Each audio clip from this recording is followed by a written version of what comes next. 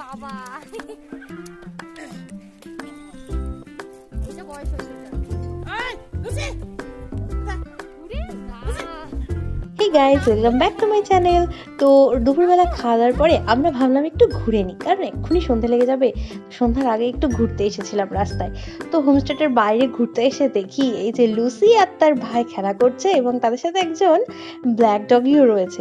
তো ওখানকার ডগিগুলো না এরকমই সুন্দর, খুবই কিউট কিউট দেখতে। তো সন্ধ্যাবেলা আমরা চলে আসলাম রুমে, আর আমাদের জন্য দিয়ে গেল কফি আর এই যে পকোড়াগুলো কিন্তু খুবই টেস্টি ছিল। তো আমরা সবাই গল্প করতে করতে কফি আর পকোড়া খেয়ে এনজয় করলাম।